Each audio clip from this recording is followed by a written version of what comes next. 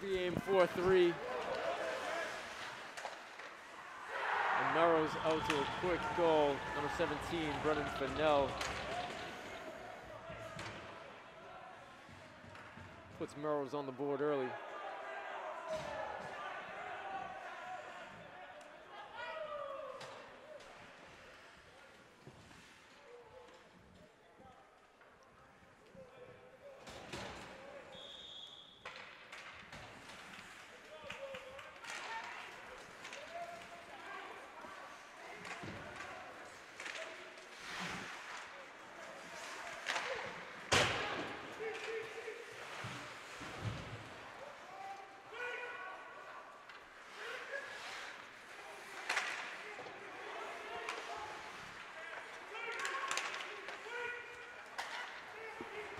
And just 1 week ago, this Wakefield squad was on fire. 5-0-1 Middlesex Freedom Division play. And then after 2 consecutive losses to Stoneham and a loss to Melrose, they drop into 5-3-1.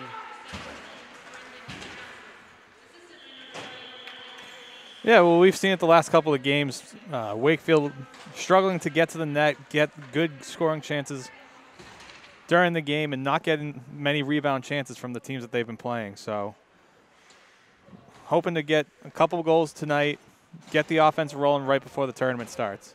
Yeah, absolutely. Not the way you want to head into the tournament, kind of limping in after having a great season and then dropping 3 straight. Nonetheless, in an interesting twist, it looks like these 2 teams very well, quite possibly will be matched up in that first round of the tournament on Wednesday. It looks like Melrose and Wakefield are probably going to be locked into that number 4 and number 5 seeds. So regardless of who wins this game, it looks like these 2 teams are going to play each other again Wednesday in the first round of the Middlesex League tournament. Yeah, and with that said, and with pretty much the seeding being locked up at this point, I think it's going to be important for Wakefield to not only play a competitive game, but get to see some of Melrose's tendencies, some of their game strategies, and just try to take as many notes as they can tonight. Because as you mentioned, the seedings are pretty much locked up, so this is the team that they could be and very well could be playing. So it's important just to kind of get an idea of exactly what you're dealing with. Yeah, I know a couple days ago there was a 3-way tie for the number 3, number 4, and number 5 seeds between Stoneham, Melrose, and Wakefield. But I believe with Stoneham winning today, I believe Stoneham locked up that number 3 seed. Not 100% sure. We'll see. The official seeds will come out later tonight. But I believe Stoneham is going to take that number 3 seed, which means regardless of who's 4 and 5, Melrose and Wakefield will be playing for a 3rd consecutive game later this week. Just adding another chapter into the Melrose-Wakefield rivalry. Yeah, absolutely. And of course, we saw a crazy game the other night. Melrose, really kind of outplayed the Warriors. Had a big lead. Wakefield pulled the net. As we see a scoring opportunity right here, Oliver Miller with a chance, gets tripped up. Between Melrose penalty. It looks like Wakefield will be on the power play. Yeah, it looks like it's going to be hooking on the defenseman from Melrose. Hooked Oliver Miller right around the wrist, and he was unable to get that shot off. Some of the coaches looking for a penalty shot, but I don't think you're going to get one right now. Yeah. And again, the other night, Melrose, I hate to say it, but kind of outplayed the Warriors, but the Warriors pulled the net at the end of the game, able to score. And then a controversial ending, as we've seen on social media, some people playing back that replay. It does look like that was a goal to tie it up 4-4. If you look at the replays online, but needs to say, refs called it no goal. Melrose takes the win 4-3. Yeah, certainly a quick whistle from the ref during that game, and I believe they had said that it was the buzzer that beat the goal or beat the puck crossing the line. There was a lot of different confusion of what actually happened on that play.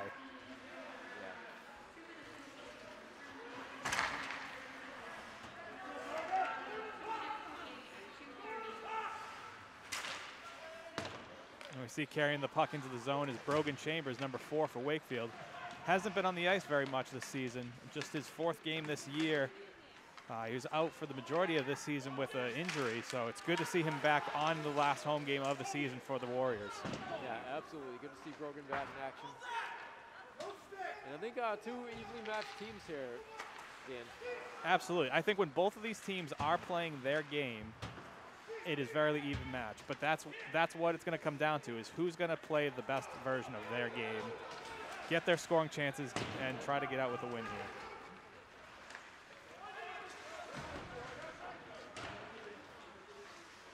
Wakefield, a very senior-laden team with 10 seniors in this roster. Melrose, I know they had a very good squad the past two to 3 years.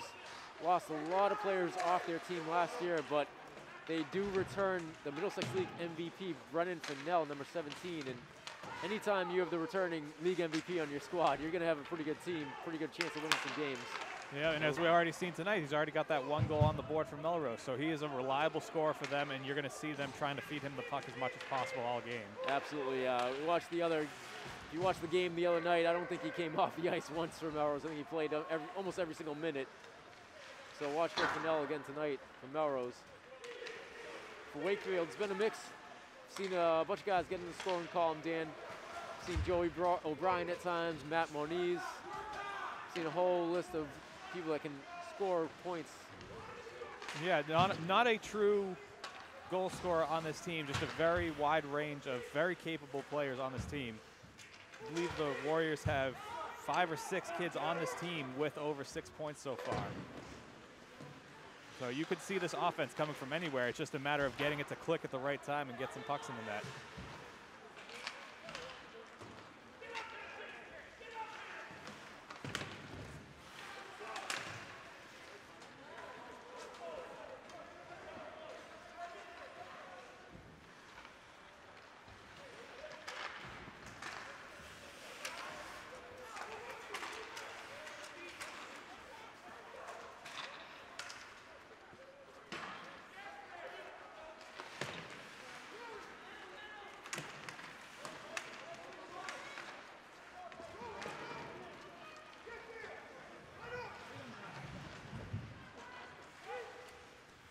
So far, we've seen it earlier on this game. There's a lot of neutral zone turnovers so far. Both these team strategies is to clog up that middle of the zone, not really giving any chance for teams to be breaking out, as we see Brogan Chambers coming through the middle right now, but he's met by several red jerseys without any help.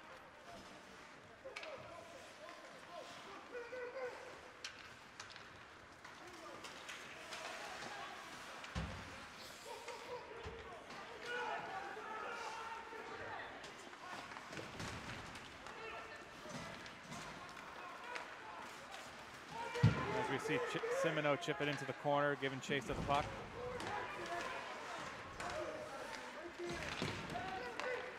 And a 2-on-1 chance with Fennell on the left.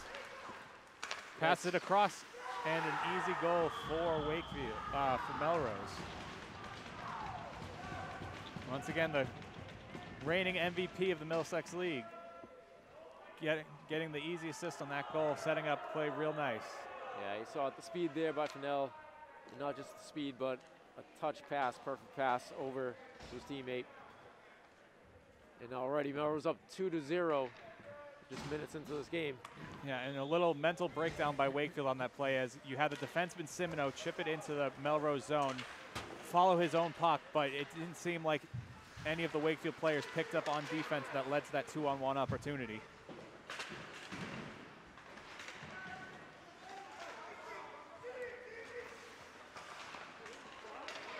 Now Wakefield with a chance, and Cal Trider misses wide.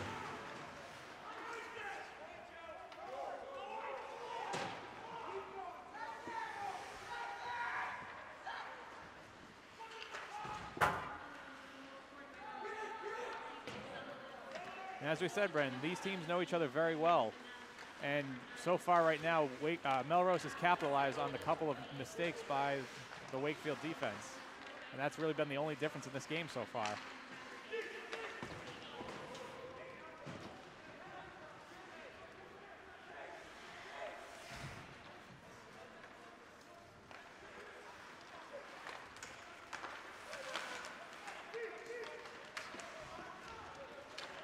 Melrose Melrose with the neutral zone turnover and dumps it back in as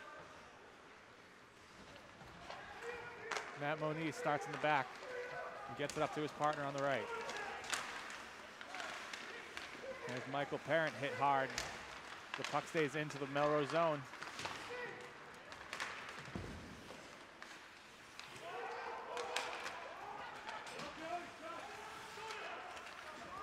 There's a turnover by Joey O'Brien as Melrose dumps it back in to get some fresh legs out onto the ice.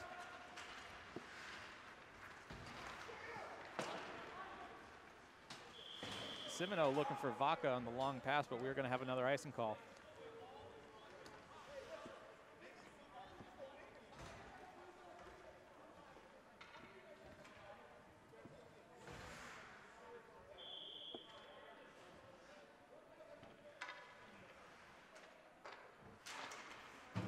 O'Brien wins the faceoff off to Simino.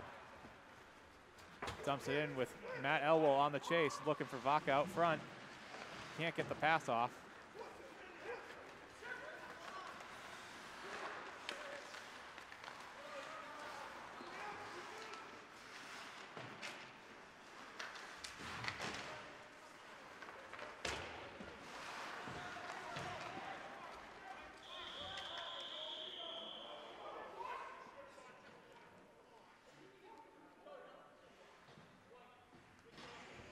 Looks like we're going to have matching penalties between Wakefield's O'Brien and Melrose's Pierce.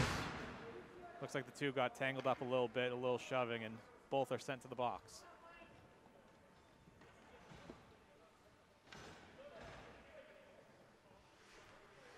Those are going to be coincidental penalties, so the play stays 5-on-5.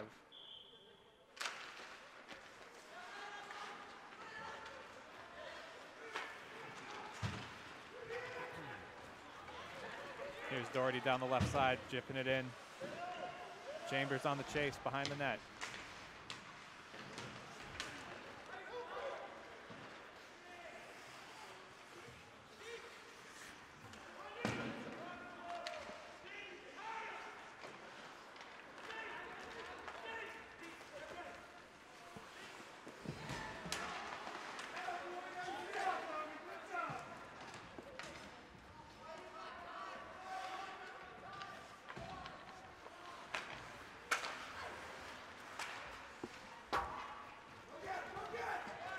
Moniz high off the glass and Cal Trider on to chase. Melrose gets it down quick, beaten to the puck to the Melrose number 9. It's Charles Hagerty, co-captain for Melrose, along with Brendan Fennell. Yep, and Brendan Fennell right here. We see him back out on the ice for Melrose, looking to set something up. There's Hagerty behind the net, off to Fennell, looking out front. Shot and saved by Barrett, knocked away into the corner. Melrose retains possession. Good breakup by Oliver Miller, but the play stays in the zone, and it looks like we're gonna have a delayed penalty on Wakefield.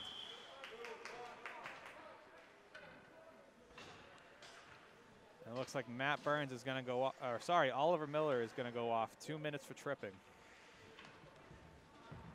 So with already a 2-0 lead, Melrose is going to go on the power play, looking to extend this.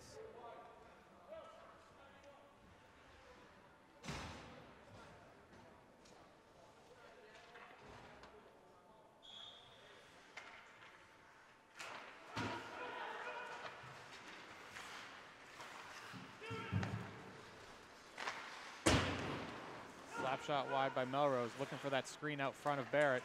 Puck misses wide. Looking for the same thing, and they get it this time. There's a goal by Melrose's number 10, Gavin Crowley. But credit to that goal goes out to number 24 in Melrose, Jamie Hagerty. He was able to get in front of Barrett, screened him, and I don't think Barrett ever saw that puck come in.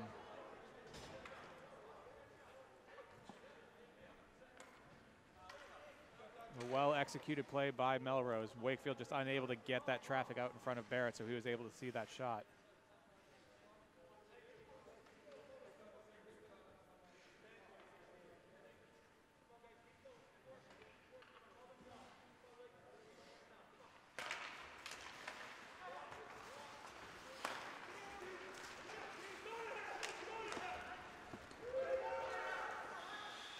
Wakefield chips it in just a little too far as freshman goalie Joey Smith covers that up for the faceoff. Yeah, Dan, so with 11 minutes left in the first half, Wakefield's got their work cut out for them. Melrose with an early 3-0 lead, but again, still early in this game. Anything can happen. High school sports, still a lot of time on this clock. Yep, still a lot of time left, but Wakefield's got to get some shots on the net. You know, as we see Melrose with a 2-on-1 chance. Fennell again, looking out front, and there's another goal on a 2-on-1. And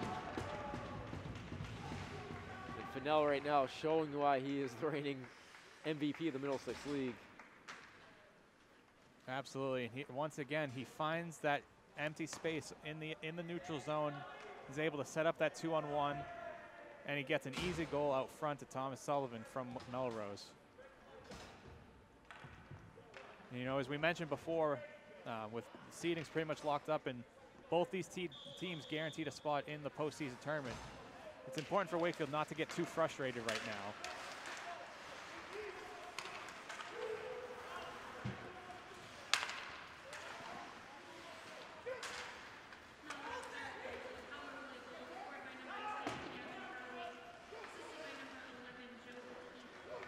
Then again, this is the beauty of high school hockey, though. Anything can happen. 4 goals is, believe it or not a very big lead, especially this early in the game. Yeah, Dan, we've seen that a few times from this team. You know, down big in the first half.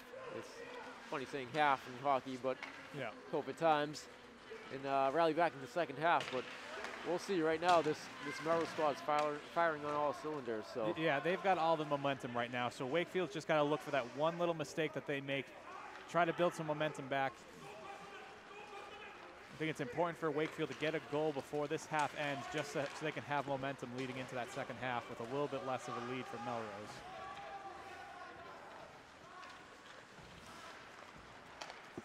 And Cal Trider chips it into the zone.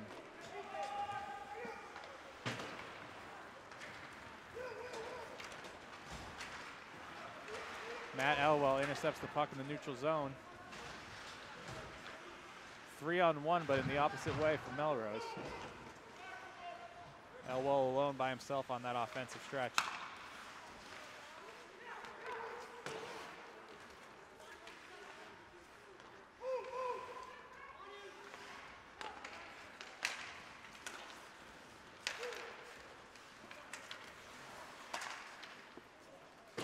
Puck chipped into the corner to Fennell.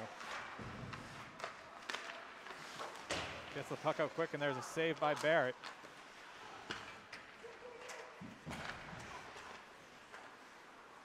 And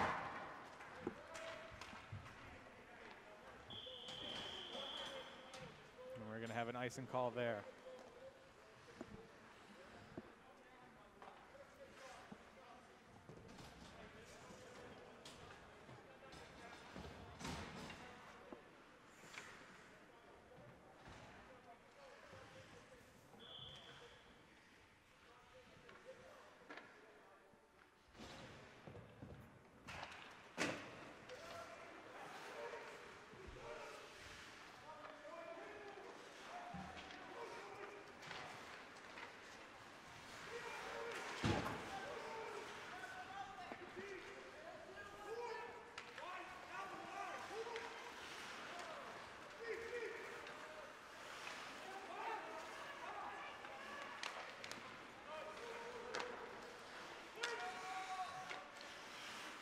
John Regan behind the net, looking to get something going on the forecheck.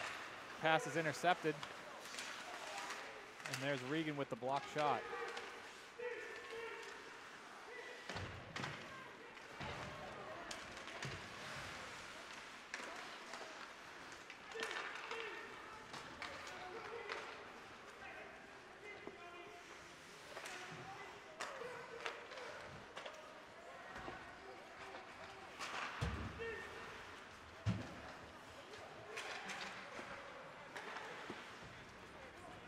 Melrose once again doing a nice job of clogging that neutral zone right at center ice and not giving Wakefield a real good chance of breaking the puck out. Really only can dump it in at this point.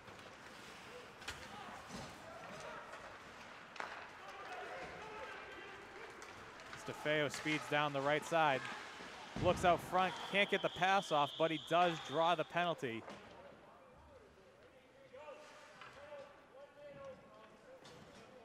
Going to the box is going to be number 24, Jamie Hagerty from Melrose. And Wakefield's going to get another power play chance here.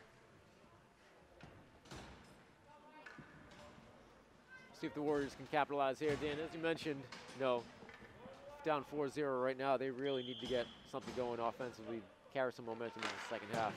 Yeah, it's important to remember that, one goal will not equal 4. Wakefield just has to chip away at this lead. Take each step one by one, get shot, shot by shot.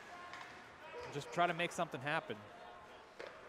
Barrett comes out to play the puck and gets it out to Moniz. Moniz with a nice move as the puck travels into the corner.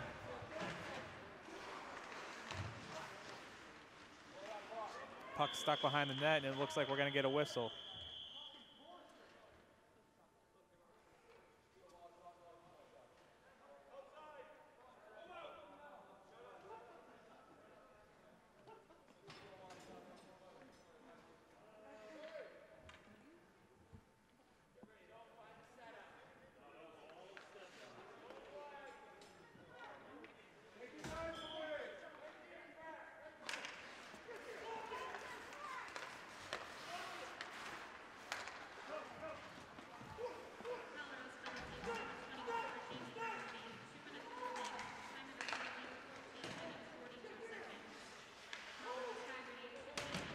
Strider looking for help in the corner.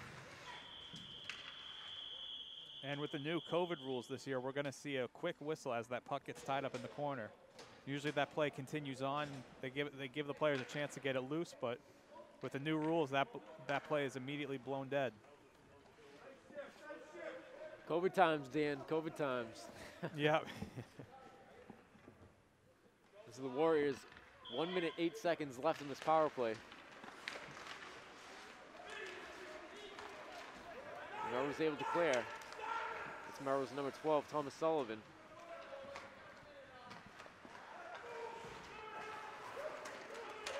As O'Brien will carry.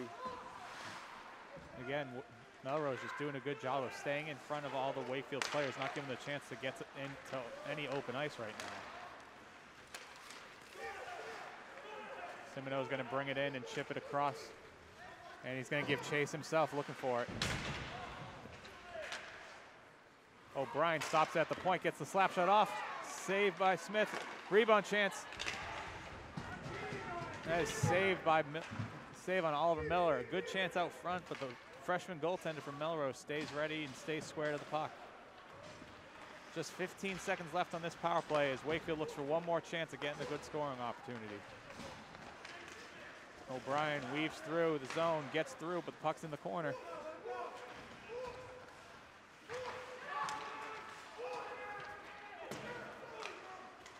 Man is out for Wakefield, for Melrose, and back to even strength.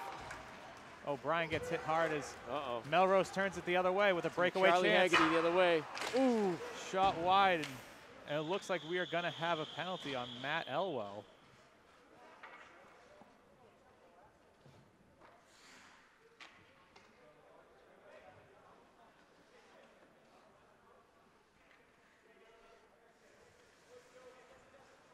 Matt Elwell is going to go off for tripping, but it's, looking at the streak on the ice, it looked like Elwell had just lost his balance a little bit and kind of took out the legs of the Wakefield skater, the Melrose skater. An unlucky penalty, but technically that is a tripping call.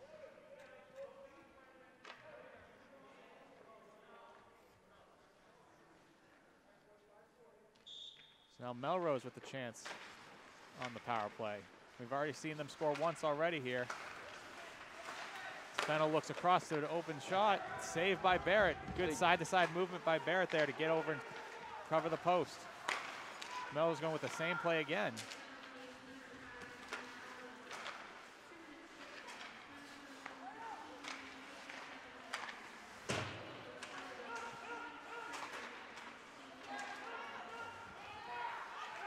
Wakefield. And as quick as that power play comes, it's gone as Melrose now gets a penalty. going to be number 13, William Pierce, for 2 minutes for hooking. So we're going to have a minute and a half of 4-on-4 hockey.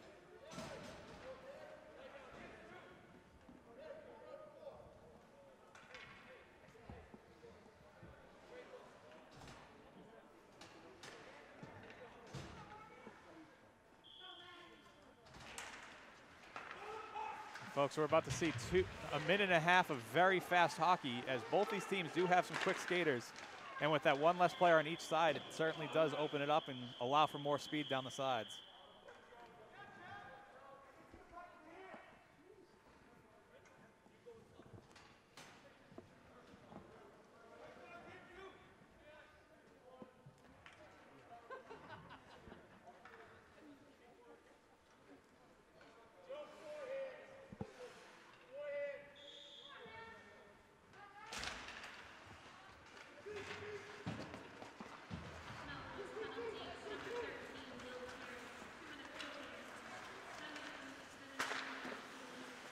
Shot by Fennell, saved. Rebound chance for Hagerty, and he could not get it. Wakefield now with a chance. Flying down the ice is Moniz. Tries to weave through the Melrose defenders, and they get it out of the zone.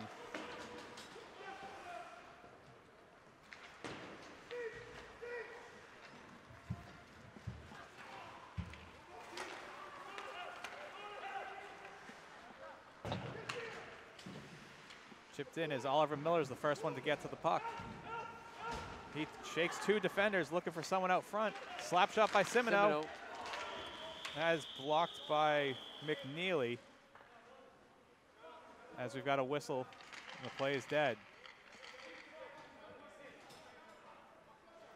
And it looks like we are going to have a cross-checking penalty on number 11 for Melrose, Joseph O'Keefe.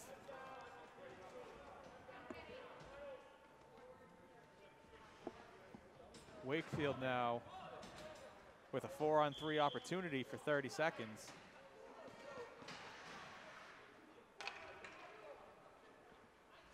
Yeah, and if you're Wakefield here, Dan, you got to take advantage of this situation. You really got to get something going here, get back into this game. Down 4-0 at the end of this first half. Yep, and only 3 skaters on for Melrose right now for the next 20 seconds. So it's going to be important for Wakefield to get that puck to the net as quick as possible.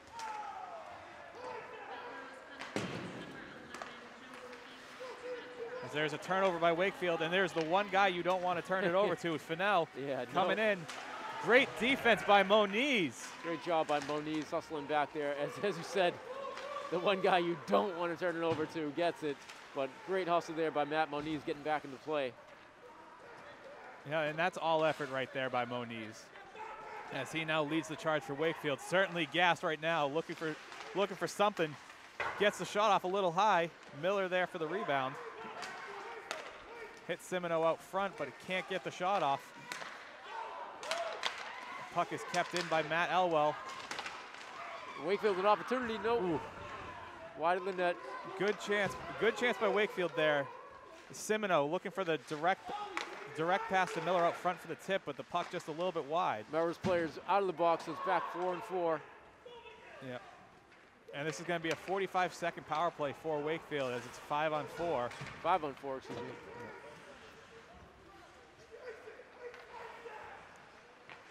Melrose with the deep pass. They get it into the other end. So their power play, their penalty kill unit able to get some fresh legs back out on the ice. So Wakefield's got one more chance at a breakout here. And that play was going to be an icing call, but the puck ended up going on the goaltender, so that was waved off, and it's going to be a face-off in the Melrose zone with 17 seconds left on this Wakefield power play.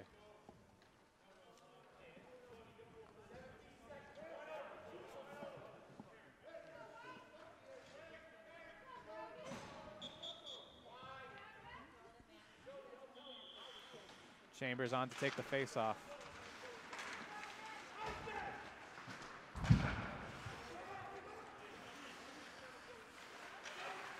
Melrose gets it out of trouble, but Wakefield is going to keep possession right now. And that is going to be the end of this Wakefield power play, as the last man from Melrose is back out on the ice for 5-on-5 hockey. Just under 2 minutes left to go in this period, or this half. We've seen a couple good chances by Wakefield in the last couple minutes, but still a 0 on that scoreboard.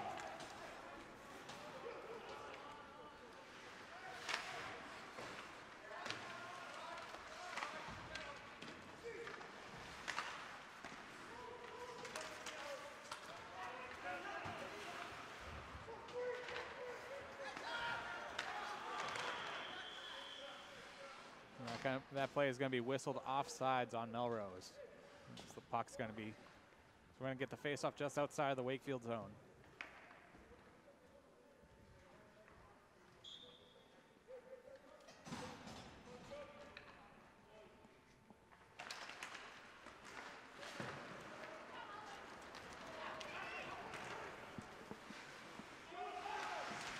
Miller gets the puck out to the point. Deflection shot, puck's there, and no. The shot is missed by Moniz. Big opportunity right there. Yeah, Moniz had the net open, but that puck stayed on its side, and it makes it a lot harder to aim when that puck is wiggling with that. As you see some of his players giving him a little nudge, letting him know that he had messed up. A couple smiles on the Wakefield side, including Moniz on that one.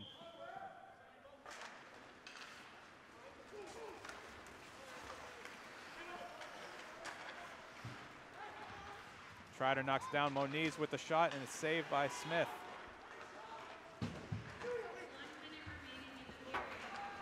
Fennell again, one-on-one with the defenseman. Cuts through, and he puts it home. A beautiful goal by the reigning MVP himself.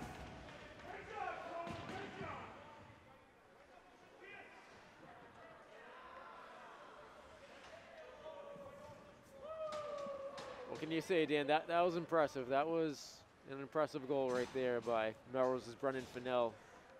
Yep, and a great job. And truth be told, there was some great defense there by Wakefield. You know, they had him pressured, but you know, it's like a three-point shooter who's on a hot streak. You know, sometimes you can play the best defense as you want, and they're still going to find ways to score. Fennell, like you mentioned, the top player in the Middlesex League for hockey, was also the quarterback on Melrose's undefeated state championship Super Bowl football team last year. One of the top all-around athletes in the Middlesex League, and again, he's shown it tonight. Yep.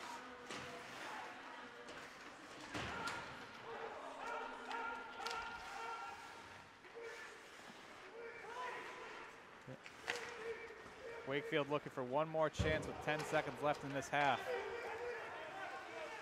And it looks like Melrose is going to walk away with a 5-0 lead as the Zamboni comes back out.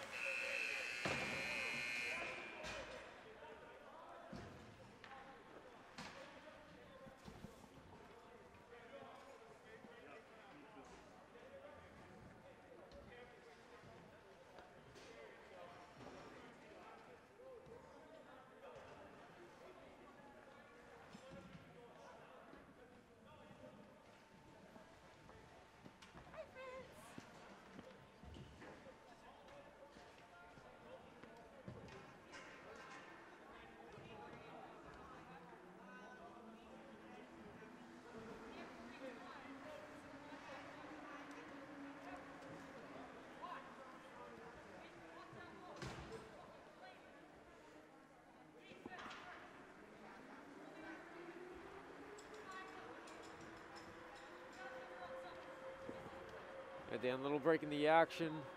As we mentioned, seedings will come out tonight from Middlesex League Winter Tournament. All sites are predetermined sites already.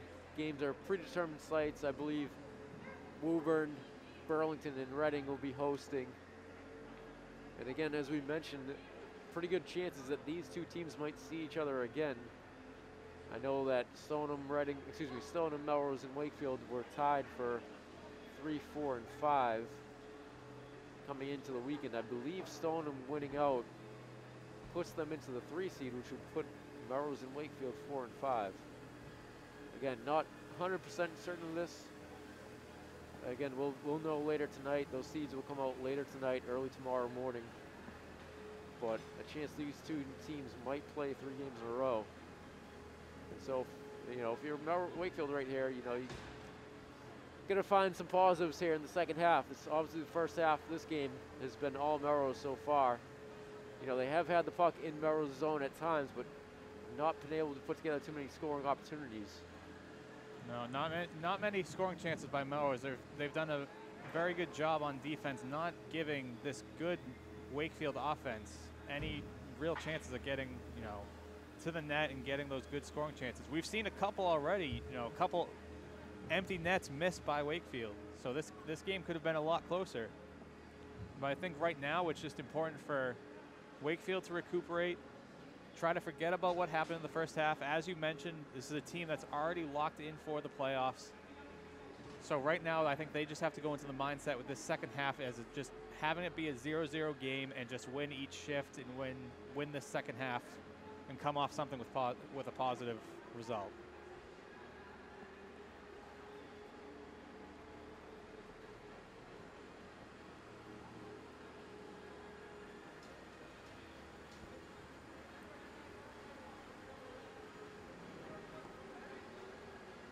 As far as Melrose goes, Dan, what else can you say? Brendan Fennell putting on a show there the first half. Just seconds into the game, assisting on a goal, scoring a goal, I think assisting on another. He's been all over the place for Melrose tonight. Yeah, well, this was a team that was talked about last year as having a good chance at making a state title run. The only weakness they really showed last year was having a goaltender, and now it looks like they've been relying on freshman goalie Joseph Smith, and with a 4-1-3 record, it looks like it's been working out pretty well for them. Yeah, Joe Smith making a few crucial stops there in the first half of this game. Wakefield had a few scoring opportunities, but Joe Smith has done a good job in net there for Melrose. It's been solid for them so far. Yeah, and that's why it's also going to be important for Wakefield to try to get to that net as much as possible and create pressure. This is a freshman goalie. When you hear the word freshman, you don't realize that you're talking about a kid who's 14, 15 years old going up against 16, 17, 18-year-olds. So, not a lot of experience under his belt, but he's been solid for Melrose so far. But I think if you just keep up the pressure for Wakefield and get those pucks to the net, you can find some scoring chances and maybe get a mistake out of the Melrose defense. Yeah, absolutely. Again, high school sports, nothing is over till it's over. I know Melrose with a commanding 5-0 lead right now, but this is why they play the games, Dan. Yep. I've seen crazier things happen. Nothing is ever over till it's over. But again, if you're Wakefield, you really gotta just start, one shift at a time. Take it one shift at a time and try to find some positives and build off of them. Yep, just win those individual battles. Treat the second half like it's 0-0 and try to come out with a win in that second half.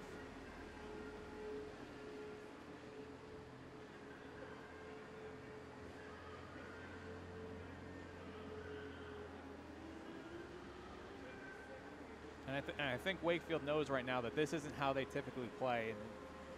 And, we have seen a few mistakes in places where Wakefield historically this season has been solid.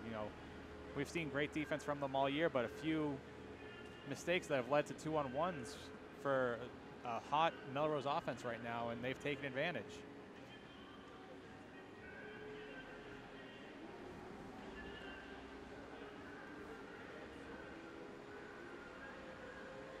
Yeah, Dan. Against a good team like Melrose, you can't give them those scoring opportunities.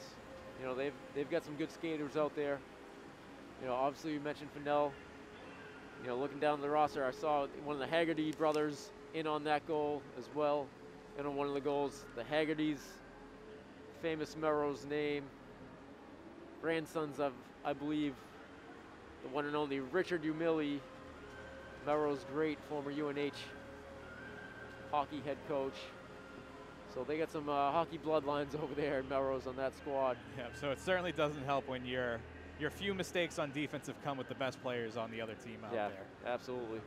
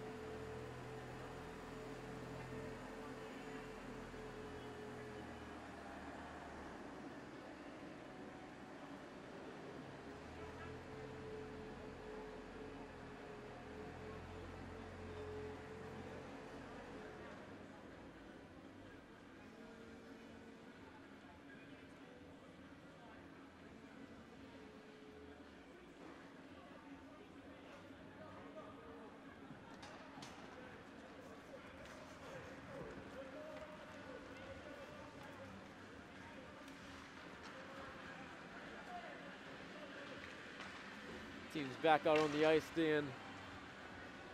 We're waiting for the second half to begin. Quick shout out to all of our seniors. Seniors on the Wakefield squad, starting numerical order. Number 2, Oliver Miller. Number 3, John DeFeo. Number 4, Brogan Chambers. Number 8, Howie Melanson. Number 9, Cal Trider. Number 13, Matt Moniz. Number 15, Kevin Doherty. Number 17, Brennan Vaca. Number 18, Jared Green. And number 31, Jake Barrett. And while we're at it, might as well give a shout out to the Melrose seniors as well. They work hard, good kids on both teams. Number 2, Quinn McCarthy. Number 3, Anthony Del Genio. Number 4, Joey McNeely. Number 5, Mark Aylwood. Number 9, Charlie Hagerty. Number 10, Gavin Crowley. Number 13, William Pierce. Number 14, Will Brandon. Number 16, Kevin O'Keefe. Number 17, Brennan Fennell. And it looks like that's it. Congrats to the seniors on both rosters, Melrose and Wakefield. As we're just getting ready to start this second half here, 5-0, Melrose lead.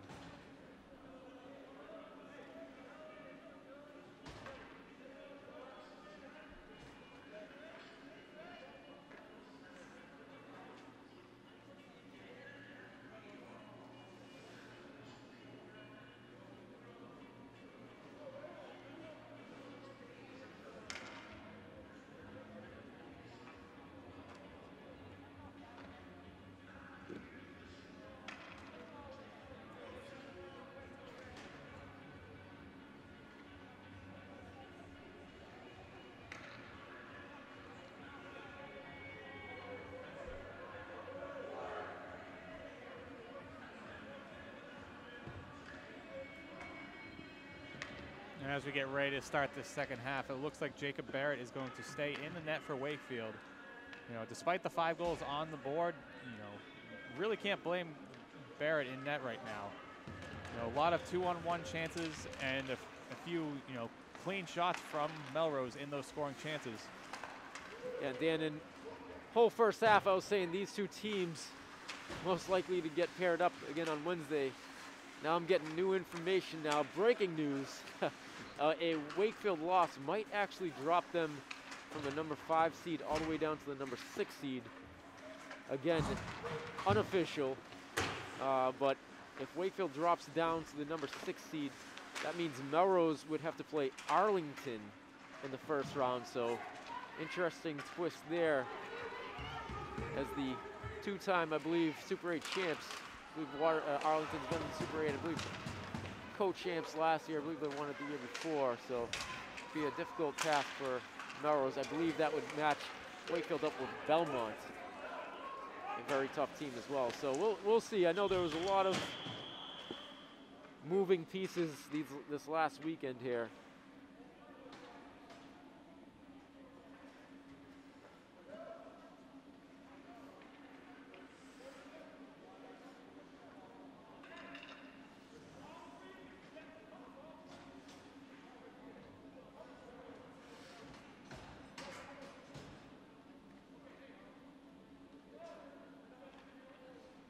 Sounds like a Wakefield tie or a win would result in a third Melrose-Wakefield matchup, but a Melrose win would result in a Melrose-Arlington matchup.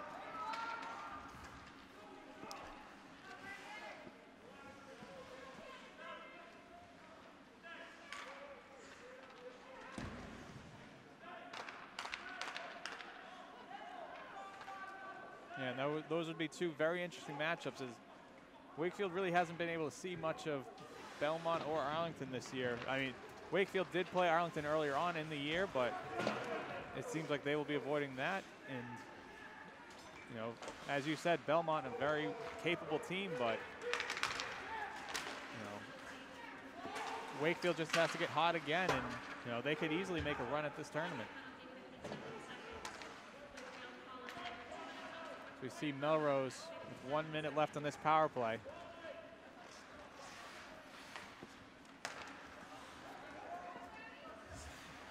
Nice break up there by Matt Elwell, not letting Melrose break it out briefly.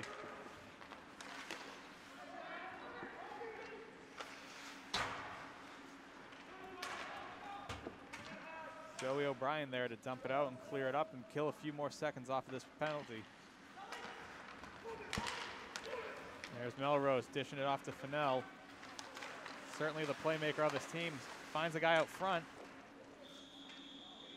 Jacob Barrett is there to cover up the puck.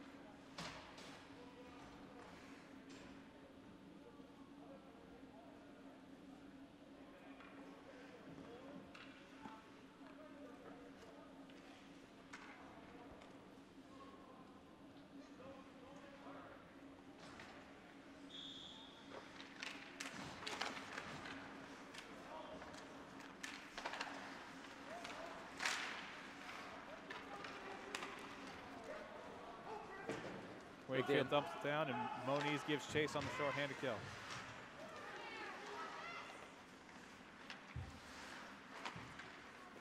Yeah, Dan, with the seedings, I know Melrose, Wakefield, and Stoneham were tied for 3rd, 4th, and 5th coming into the weekend, but I believe with Stoneham winning out, I believe that actually bumps them all the way up to the number 2 seed. And again, with Wakefield losing 4 straight games, you know, to close the season, they fall from, I think they were at one point up to the number 2 seed all the way down to the 6th seed. Yep, at one, I believe at one point, this team was playing so well that there was a legitimate shot at the Freedom Division title, but there are so many good teams in this division that all it takes is a few games of you to be off your game, and yeah, we talk leader about takes over all the time. You know, the best public school conference in the state, Middlesex League for boys hockey, top to bottom, unbelievable conference. I believe the latest seedings, Dan, are Woburn would have the number 1 seed, Stoneham number 2, Belmont number 3, Melrose, if they win, number 4, Arlington 5, Wakefield 6, Winchester 7, and Burlington 8.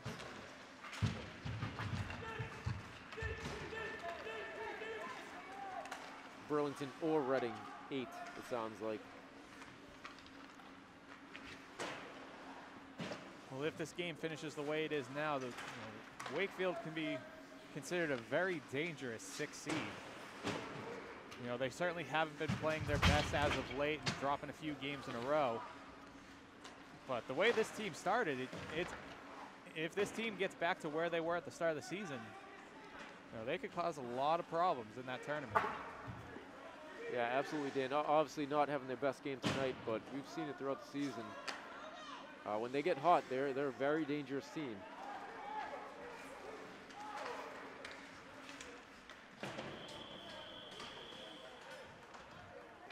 There's Joey O'Brien looking for Oliver Miller right around the Spartan logo in the center ice, but just misses his stick, and we get an icing call as the puck goes back into the Wakefield zone.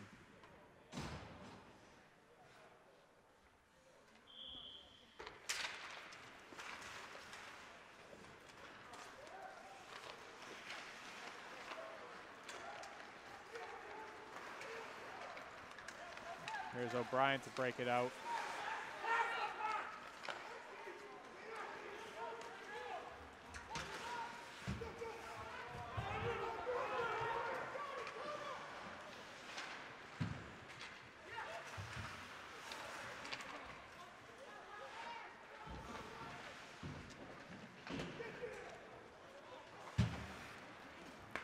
Wakefield with an interesting setup right now, having forward Joey O'Brien playing defense right now.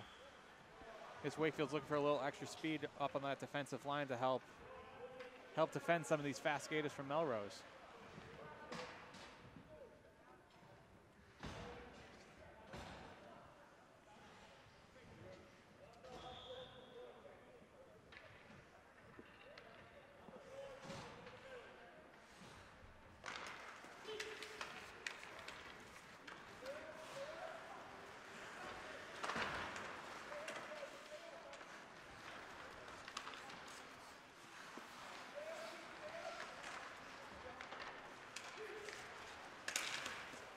And it looks like we're going to have a delayed penalty on Wakefield. It looks like Bobby DeFeo is going to either go off for hooking or tripping on this call. And it is going to be a tripping for Bobby DeFeo.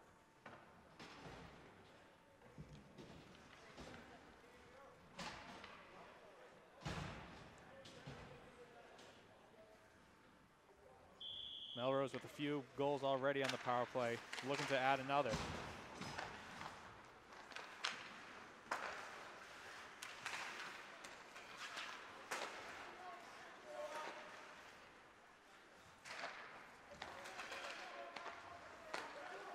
Melrose just slowly moving the puck around, trying to get Wakefield out of position to get that quick one-timer.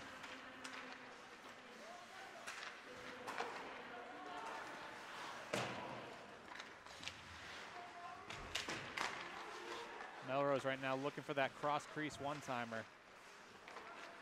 Trying to get Barrett moving and out of position. So far the Wakefield defense has seen what they're looking for and have held solid right now. Fennell finds the low guy. Saved by Barrett. And it looks like we're going to have a delayed penalty on Melrose.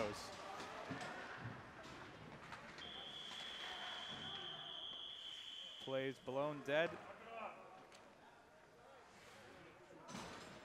And it looks like number 13, William Pierce, is going to go off for Melrose. 2 minutes for roughing.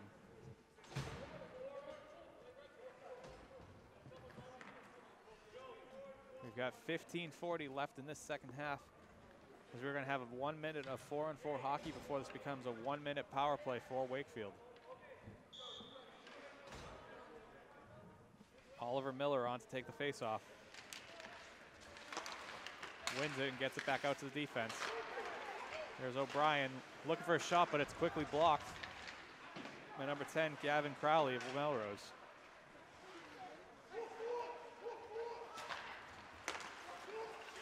O'Brien zips it across the ice. Simoneau looking for someone out behind. Passed across to O'Brien for the one-timer and just misses high. And that puck skips up into the netting, and it looks like this. It looks like the puck is actually going to stay inside the Melrose zone, so very possible that goaltender Joey Smith got a piece of that. And they're going to say it deflected off of him, but now the referee's discussing of who it actually went off of.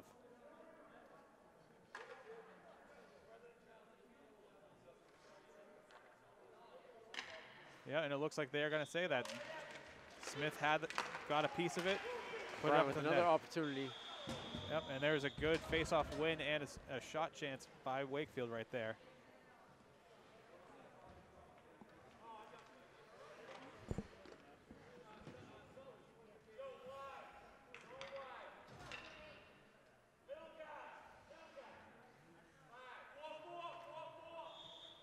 We've got 4-on-4 hockey for another 30 seconds. Elwell on to give chase as Melrose gets it out to Fennell. Joey O'Brien there to make a good play to get it away.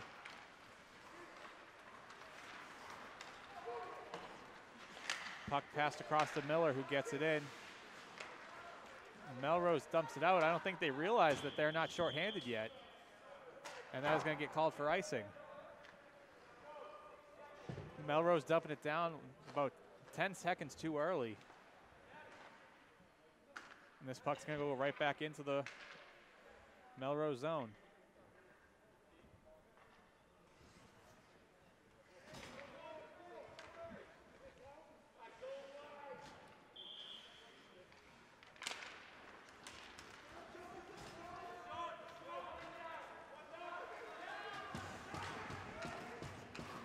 Bobby DeFeo out of the box, but here's a turnover for Melrose with a chance shorthanded. There's Cal Trider with a great defensive play to knock the puck away from Hagerty. O'Brien looking for the long pass to Moniz, but gets it behind him a little bit. And here's Melrose, a one-on-one chance. There's a good defensive play by Jared Green, forcing the Melrose forward to the outside, not able to get a scoring chance off. 20 seconds left for this Wakefield power play as Melrose gets it out again to kill more time off this clock.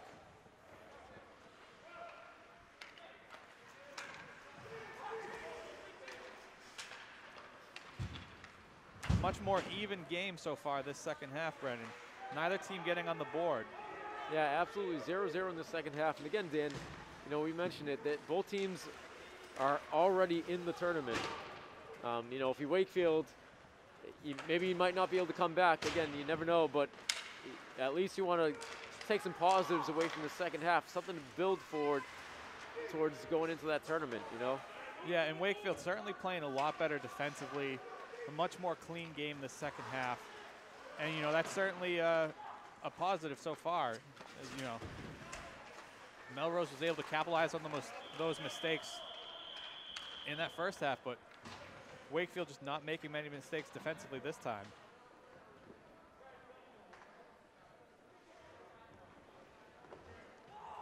We've seen some adjustments by Wakefield, one being throwing forward Joey O'Brien on defense. You know, a very fast skater, a good shot, a hard shot. One of the leading scorers of the team, but right now I think Wakefield realizes that his speed is more important right now to help out on defense. Yeah, this Melrose squad, they get some good skaters out there, Dan, especially in the open ice. As we've seen already, a couple of those 2-on-1s, very dangerous team. You need all the speed you can get back there. Absolutely.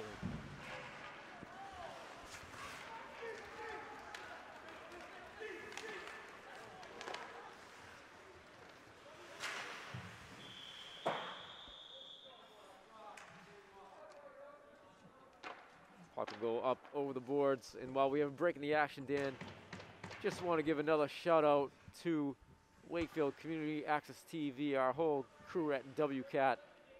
For our Wakefield fans at home that have been watching all day, this is our 5th consecutive game tonight.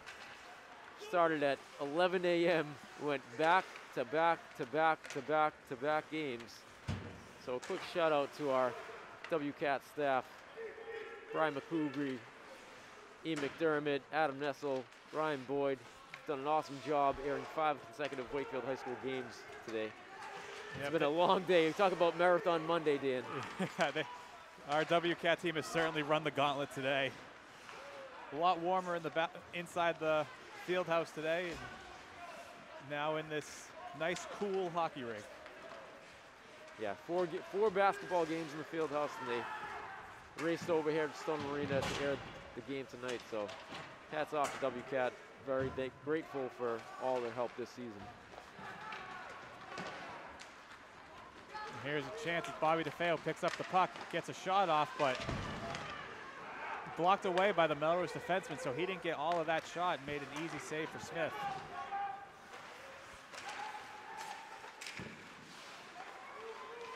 There's a good save by Barrett.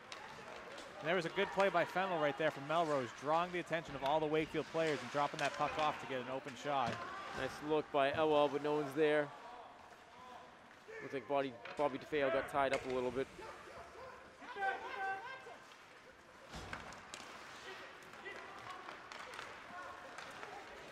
Melrose cutting through the middle, but great defensive battle out front. Wakefield able to tie up the Melrose player to not allow them to get that pass off.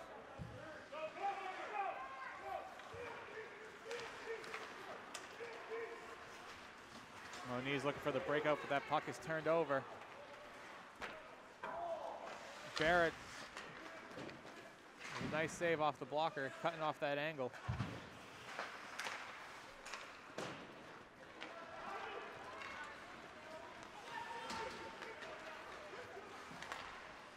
Oliver Miller looking for something out front. Tries to pass it out, but that puck comes back out to neutral zone. And there's a shot and a save by Barrett. Barrett looking like he's finding his groove this second half. Making 4 or 5 saves in a row at this point.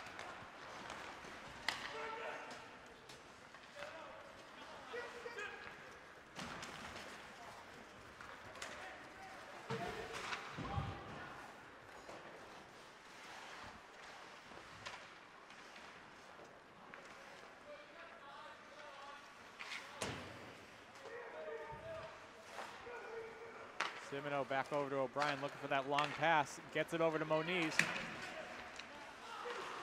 Broken up by the Melrose defenseman. Now the puck is coming the other way. Melrose with a chance, but Wakefield doing an excellent job of getting both their defensemen back there. And there's a quick shot on Barrett, and that's all Melrose gets out of that play.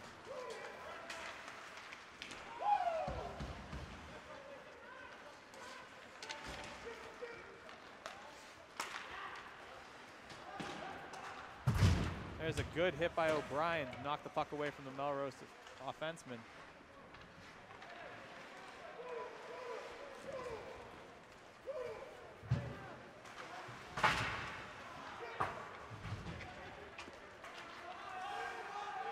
O'Brien back there again.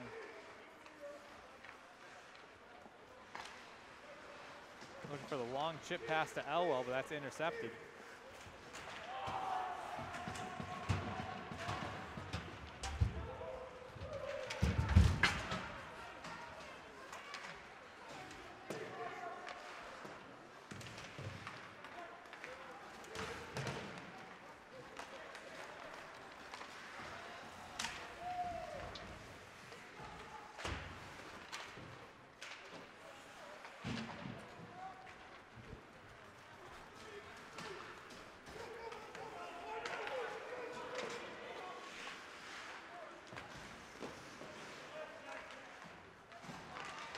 Captain Brendan Vaca looking for a chance, tries to wrap it around. And a nice save.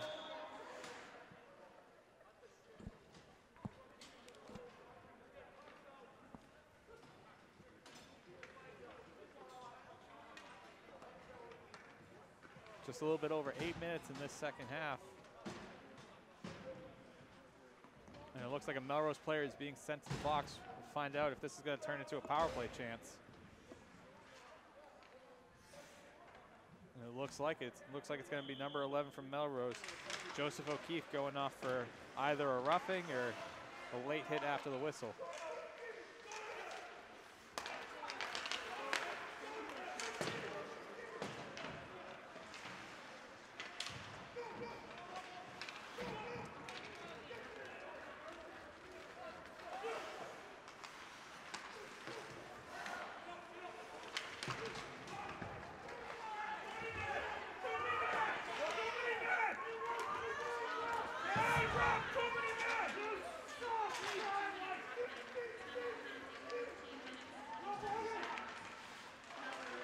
Brogan Chambers looking for that short-sided goal. It's stopped by Smith.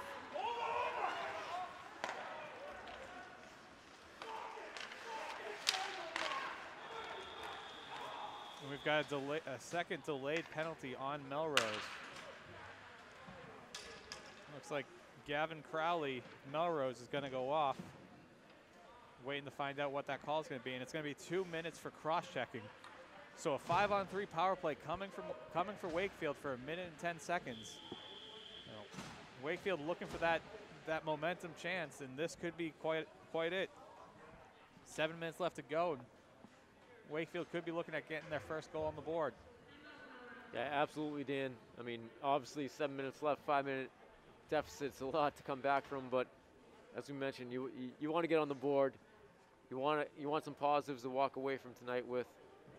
Heading into the tournament on Wednesday, so. Yeah, and Wakefield playing a much better defensive game this half, and it looks like it's starting to get a little bit under the skin of the Melrose players, a little bit of frustration on their side, going from a 5-goal half to being shut out so far and really not having many scoring chances.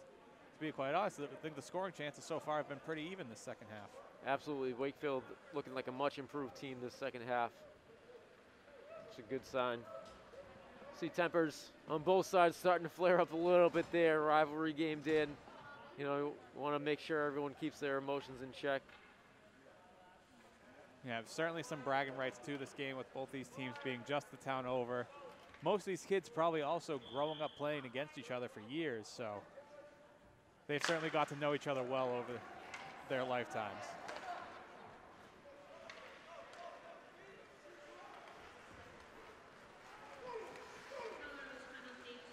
Here's Simino to bring it into the Melrose zone.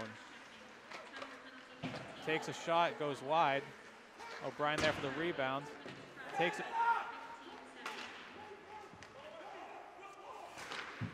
O'Brien looking for the one-time shot, but misses on it.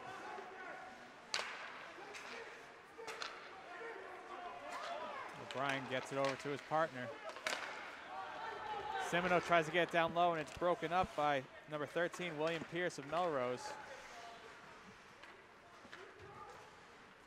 Kills some time off the clock, and just 20 seconds left of 5-on-3 hockey.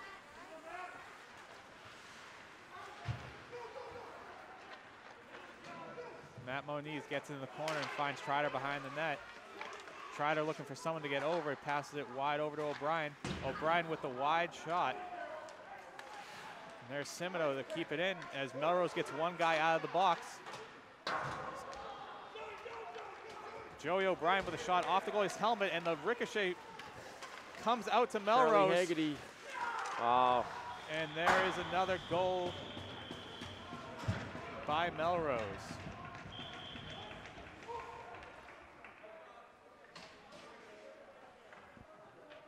Yeah, unfortunate ricochet there for Wakefield off the O'Brien shot. Comes right out to the Melrose player coming out of the penalty box. And Charlie Hagerty, senior captain from Melrose, is there skating along with his teammate. Picks up the goal to put Melrose out ahead 6-0 here. Yeah, and there's not much for Jacob Barrett to do in net right there. Melrose given plenty of time to figure out where they wanted to shoot it. And Hagerty just waited out Barrett to get out of position for an easy tuck into the net. Yeah, absolutely. And, you know, unfortunate game for Jacob Barrett tonight. He's played great the second half of the season. He's got nothing to hang his head about. A lot of these goals tonight coming off of 2-on-1s, 2-on-nothing. You know, some great goals by Melrose. So. Yeah, and somehow it always seems to be one of the Melrose captains that keeps getting these opportunities from these few Wakefield turnovers. Yeah, absolutely. We saw Fennell earlier, now Hagerty this time. The guys that you don't want to see on a fast break there. And unfortunately, it goes right to Hagerty, and he puts it home for another Melrose goal. Yeah, and if you're Wakefield right there, as much as you don't want to get frustrated by that goal, it really did come down to a fluke bounce. You know, O'Brien took the shot that ended up ricocheting off the helmet of goalie Smith. Goes off the glass, off the stanchion, right as the Melrose player is coming out of the penalty box for an easy chance at coming in on a goal.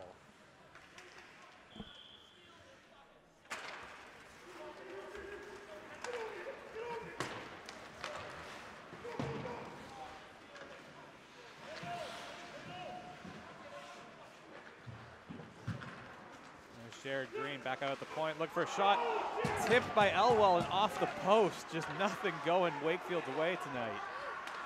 As Melrose gets their last player out of the box, we are back to even strength. Vaca with a nice job of keeping it in.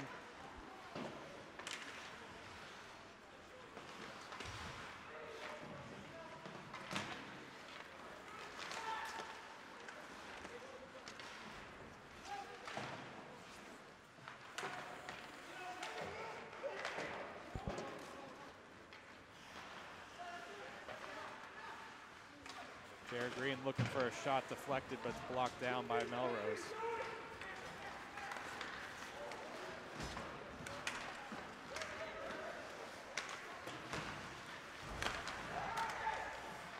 Barrett using his helmet to make the save on that one. Wait, Melrose gets it back out to the point. And there's Fennell off the crossbar. Just over the shoulder of Barrett, off the crossbar and into the netting.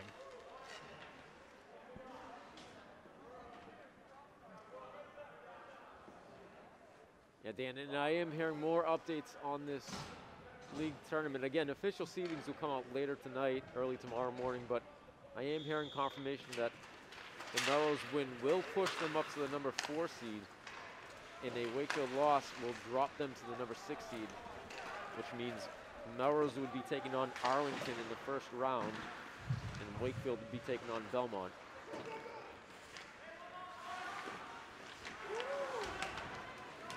I believe a Wakefield tie or win would have forced a third matchup with these two teams, but right now with under 4 minutes to go, it does not look like that's going to happen, Dan.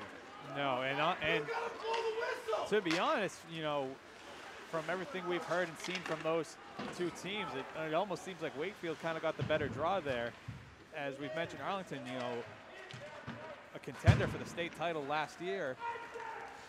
Absolutely. With their star player, Division I commit with a full scholarship to Northeastern as part of that powerhouse Hockey East Conference right here in Boston. So yeah, absolutely. Wakefield might have dodged a bullet here. Yeah, if you're Melrose, you're probably not.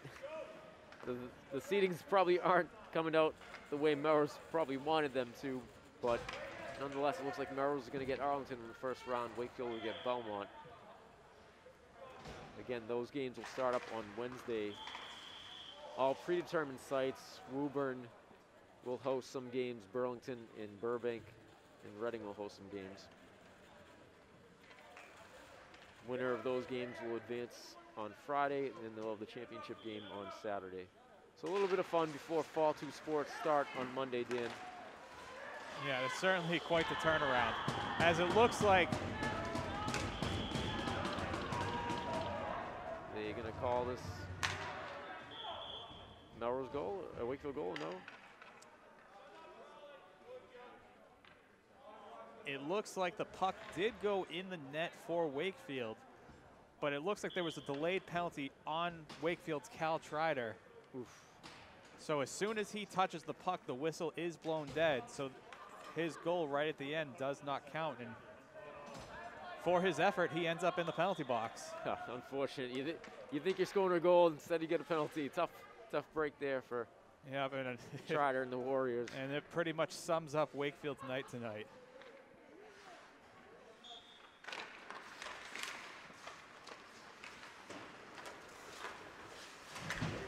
If you're Wakefield, Dan, you got to just put this one behind you. These games happen, and regroup, refocus, and get ready for Wednesday. Absolutely. This is one of those games where you hear about the coach grab the tape, or the digital copy now, if you want to say it, and just delete it from your memory. Just move on from there, knowing that this performance does not represent the team, doesn't represent how well they actually play together. And just kind of have to turn their heads towards Belmont. Ooh, there's a shot with a tough shot. And that was O'Brien that blocked it. And it looks like we have a missing puck right now. Oof, O'Brien still. Looks like that is Simino. Skating a little gingerly there. That was a hard shot by Fennell. Nice block by O'Brien, but he's paying the price now. Yeah, that's gonna leave a nice mark. As on these pants, as protective as they are, there's not a lot of padding on the back.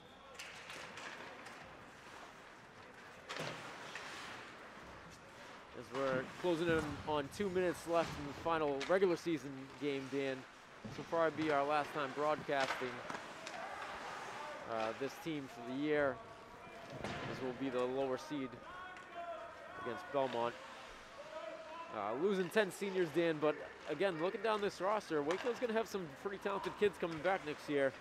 You look, Elwell, McNeil, Reagan, Malhoit, Simino, O'Brien, Parent, Carlton, Curran, DeFeo, Rossini, Burns. They got some good players coming back, and they should have a pretty good squad again next year. Absolutely, and we've heard some great things about our JV team as well. A lot of players down there who just missed the cut because of how senior heavy this team is. Yeah, absolutely. So it's there will be a lot of new faces, but these are certainly going to be some capable faces for Wakefield. Yeah, and that Wakefield JV squad, coached by the legendary Dennis Melanson, the one and only Dennis Melanson, runs a tight ship down there. Absolutely. Certainly serves as a great feeder program for this varsity team.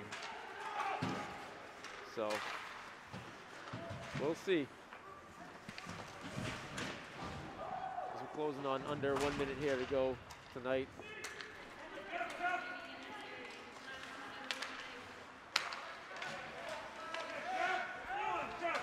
One minute left, and Wakefield still showing some fight, skating hard as they force Melrose to ice the puck.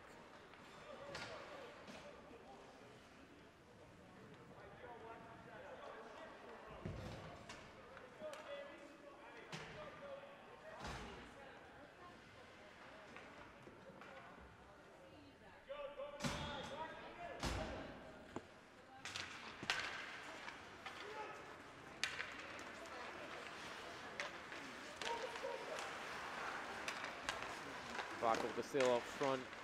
Shot on net. Smith with the save.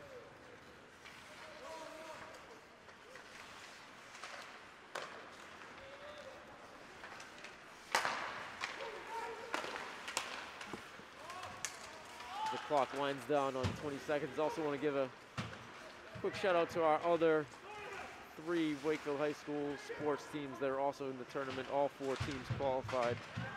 Boys hockey, girls hockey, boys basketball, and girls basketball. So should be exciting few days coming up here, starting on Wednesday. Absolutely, and once you get to that tournament play, anything can truly happen. So, end of the game here, final score, Melrose 6, Wakefield 0. Not the way that Wakefield wanted to end their season, but nonetheless a really great season, Dan. These boys played great at times, you know, had a great record. I believe 5, this puts them at maybe, I think 5-1, I think. From the sheet that we were given, the boys are now going to an overall record of 5-4-1.